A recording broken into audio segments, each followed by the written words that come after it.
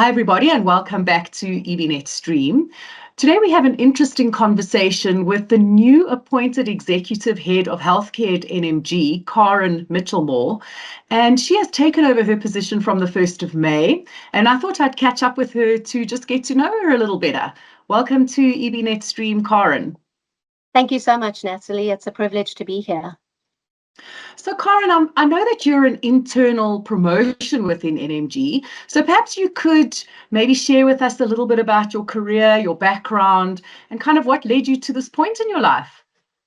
Thank you. It's actually quite interesting. So I actually started off in marketing and then jumped into the healthcare industry 30 years ago, which is crazy. I'm giving my age away. And moved through various medical schemes into the intermediary space and settled or joined NMG 15 years ago, in fact. So, 1, 2, 3, and it was all done. But interestingly enough, when I joined NMG, I was asked to head up the small business division, which consisted mainly of small groups and individuals. We had an awesome team. And then later we merged the two businesses together and found myself in a consulting management position for a number of years. Later moved on to being a regional manager. And then, as I said, was privileged enough to be offered this opportunity to head up the healthcare. It's interesting to meet someone who's been at an organization for so long.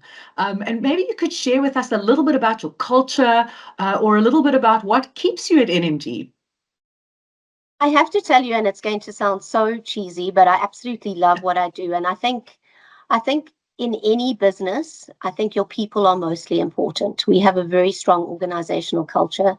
We have strong values which help give us purpose. But from collaboration to make it count to curiosity, those are just a few. Those are our values we align with every single day. And I mean, I often say when I'm interviewing people for positions at NMG, I said, give me examples of what those values mean to you, because we want them to align in the same way that we do. And I think, for a vision for me is that we are an authentic business. We're very focused. But what I would like to see in my position going forward is that we align more as a business. And although, I mean, in most of the areas of our business we do, but very often we associate with our own industry. And there's so much that NMG has to offer as a whole. We want to be trusted advisors. I think we're almost there, actually. And our clients see us as that. We just need to see us as that. So certainly a big ask to align a business like yours around a joint or common cause. And certainly from the businesses that I've seen in the industry, everyone's very much staying in their own lane. I do retirements, I do health, I do individual, I do admin, etc. What are the obstacles that you see in your business when it comes to aligning a value proposition for your clients?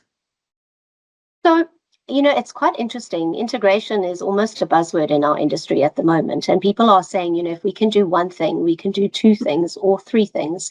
And I think, in the earlier days, there was a particular focus on a particular benefit. So whether we spoke around retirement, whether we spoke around investments, whether it was healthcare, everybody needed to be an expert in their own field. But what we forgot was that we are one business at the end of the day, and each of our divisions should run at a level that is at its highest in every way. And we can only do that if we support each other, because there's no point in one division being better than the other. All our services need to be on point.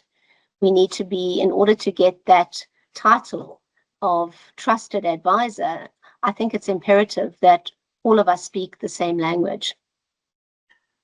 So interesting, you refer to this concept of trusted advisor and linking it back to the comment you made about what happens or the questions that you ask when you interview people. How do you surface a value of trust? What questions do you ask in your interviews to try and surface this feeling of connection and trust from any staff you may be employing? So that's quite interesting. I think it does depend on the role, but because we're very much a people-orientated business, we need to know people are open to collaborating. As I said, they need to be curious in our business because it's not just about what's in front of you. Very often, our members, our clients are not as open as we think. And if you've ever chatted to any life coach, they will always say that people will focus on what's in front of them every single day, but unfortunately don't look at the bigger picture. So I like to see the creative mind of interviewees. I like to see how they spend their time with family, with friends, their backgrounds, and I think also, excuse me, quite importantly, is where they see themselves. We want people that are going to come here, that are going to grow, that are going to just engage and take the next step forward. That's what we're all about. So then to subject you to your own interview questions, you're making my job easy today, Karin. What do you do to free your mind up to look at the bigger picture? I dabble in a little bit of cycling, to be honest. I'm not going to tell you that I'm an expert, but that's my weekend hobby. And, I almost feel like the NMG team, and specifically because I'm in healthcare, so I know them so much better. We almost we operate as a family. We're together all the time. We need to have an open door policy. I stay away from politics as much as possible, although that's not always something that is possible. And we get down to the nitty-gritty that makes us or sets us apart from the rest of the people in our industry that do exactly the same job. Because at the end of the day, that's going to be our differentiator. So it's just about people engagement. It's about, just drop your barriers. We are all here to help. At the end of the day, yes, we all have a specific job function. But when something needs to get done, anybody in our business should be able to jump in and get it done. From your experience as a leader and a new leader now of your team, what would you say is the most important character trait for a leader to have when leading ostensibly 5 generations in the workplace that we're all reading about? Sure, that's a difficult question, actually. I think you definitely have to have an open mind. Leading is not about being an expert in anything. It's about guiding and helping people flourish and grow in the right direction. It's about holding their hand and knowing when to let go. I think that's a lesson I learned very early on in my career, is that, it's about showing the way. And that's my intention. That's what I have been doing and what I hope to continue to do in a bigger way going forward. And from your perspective, the biggest obstacle you've come up against when leading teams? Gosh, I think probably personalities. When we talk about what it is we do, it's a lesson that can be learned. When I talk about our subject matter, that's absolutely, we can all learn that. But it's about interaction. It's about getting the best out of a person that may be different to somebody else. And Karin, let's get a little bit into the personality of Karin. If you had to describe yourself in 1 or 2 words, what would they be? Gosh, it depends on who you're asking, to be honest. So if you ask my family, they say I'm fairly stubborn. If you ask me, I feel like I'm approachable. I like to always see the best in people. I like to see just how people can grow. I'm an encouraging person. I'm available to everyone, yet firm, if that makes sense. So I'm very fair to a certain point. And I think that just speaks about who I am as a person and a leader, is that I'm here to hold your hand, lead the way. But at some point, I think it's very important that you start making your own decisions from the lessons that you've learned. And then I know I've done my job well.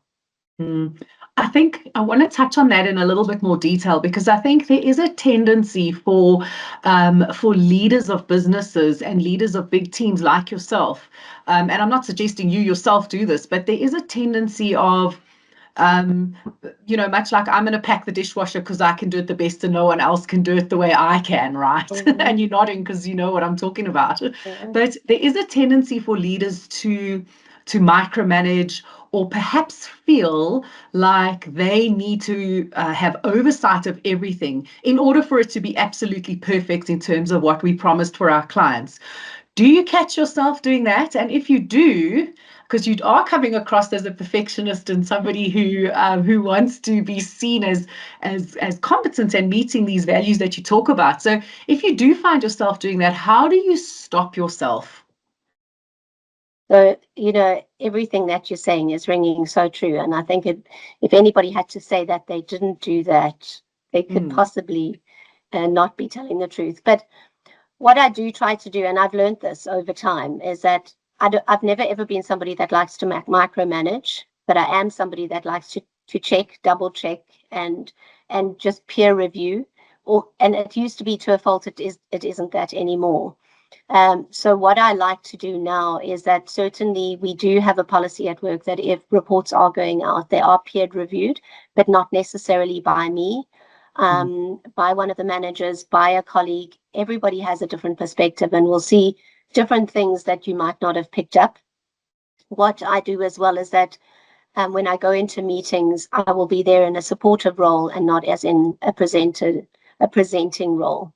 And that, what that does for me is it just means that if there's something that they're not able to answer, I'm there to pick up and to just make sure that together as a team we cover all aspects of what we had promised to be what we had promised would be delivered. So I hope I've answered your question, but it's really about giving them the confidence to go forward, and not as a judge, but just as a support. What a great statement. Out of left field, if I were to buy you a present, what would you want me to buy you? Chocolates. That's not a present. That's a food group. Oh my gosh, what would you buy me? That's a very, very difficult question. Come on, it would have to be a new bike, surely. Actually, no, I'm quite fond of my current bike. It's definitely not top of the range, but the wheels go round and round. Gee, that is so difficult. You imagine how your family feels trying to shop for you. Can I tell you the best gift of all for anybody is time. And I always say that to my family, and I say that to my mother, because I think you can buy any gift you want to, but the gift of time, nobody can ever take away from you. So that's my gift. What an excellent deep response in the end there. I wanted to just tap into a little bit in terms of your views of your industry into the future. I've just come out of a conference where we've been talking about AI and LLMs and generative learning and et cetera.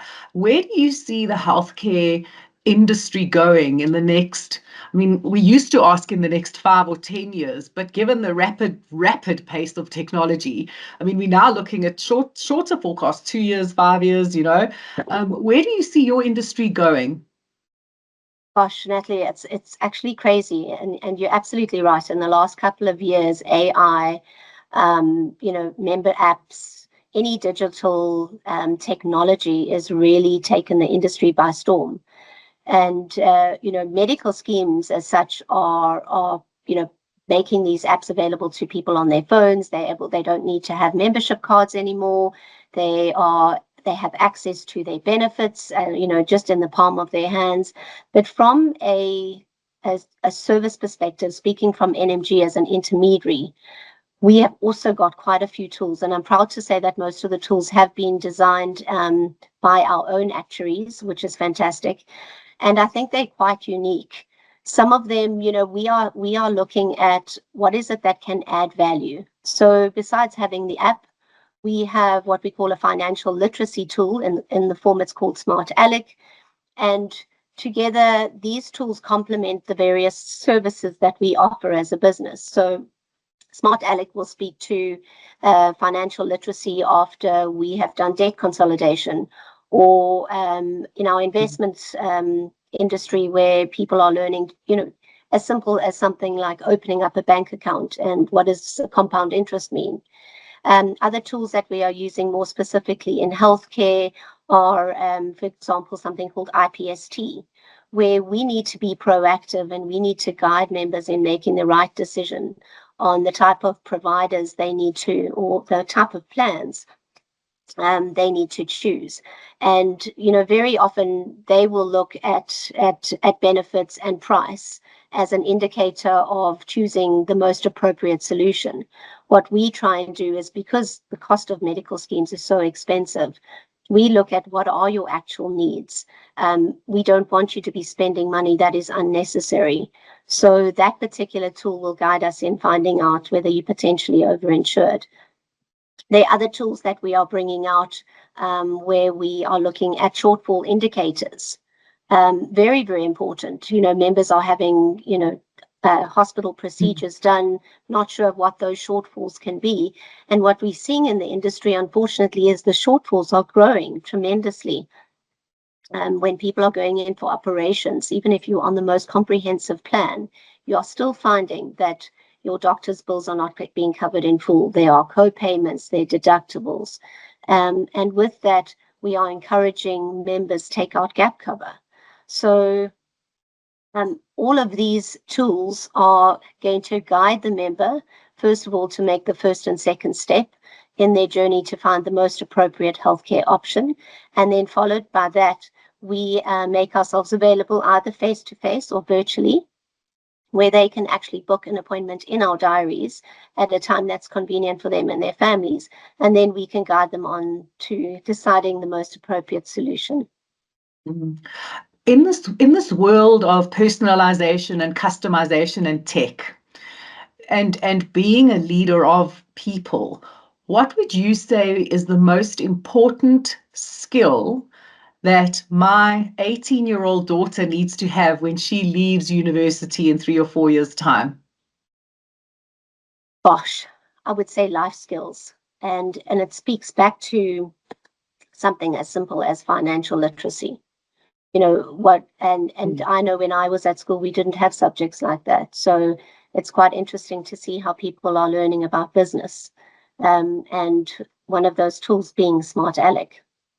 So I think I believe that every young person needs a coach. They need somebody to guide them in directions that they've not thought of. Unfortunately, what we find is that we expect a lot of youngsters to know what they want to do one day, and that's not necessarily possible.